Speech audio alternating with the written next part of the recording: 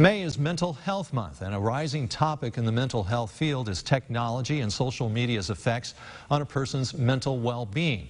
Nicole Christine looked into this issue today. She found out that the suicide rate among children has increased significantly. That's alarming to hear that. It is. It's alarming, and this is a topic that parents everywhere should invest themselves in learning about. According to a report from the Hamilton Center, the suicide rate in children 10 to 14 years old has increased by 100%, and Indiana has the 10th highest suicide completion rate, a statistic some say social media has contributed to. When kids are on social media, they can be really mean without having to look someone in the eye. 7 hours. That's how much time studies indicate children are spending a day in front of a screen.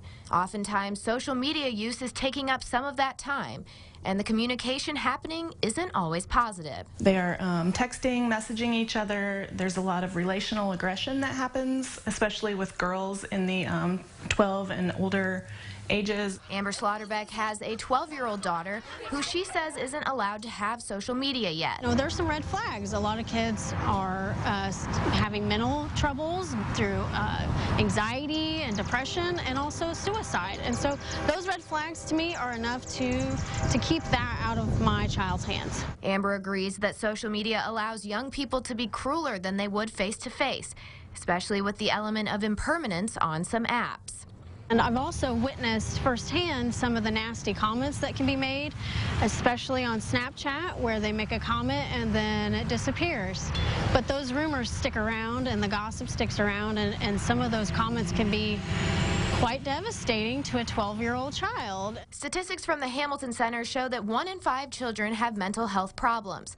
But experts say parents can help lessen these numbers by using technology less themselves. I would encourage parents to put down their cell phones, especially at meal times, when they're interacting with their children, to model playtime without technology. Because the effects of online negativity and bullying aren't only felt by children and teens. Even as adults, we have a hard time handling some of the comments that can come in on our own social media sites.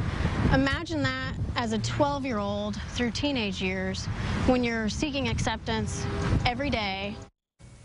Lindsey Grant encourages parents to keep their children off of social media sites until at least high school age. And she says there are plenty of filtering devices available for parents to use in order to block online sites they don't want their children to visit. We heard from Lindsey Grant in that piece there, and she has some unusual advice for parents and maybe they're not used to hearing.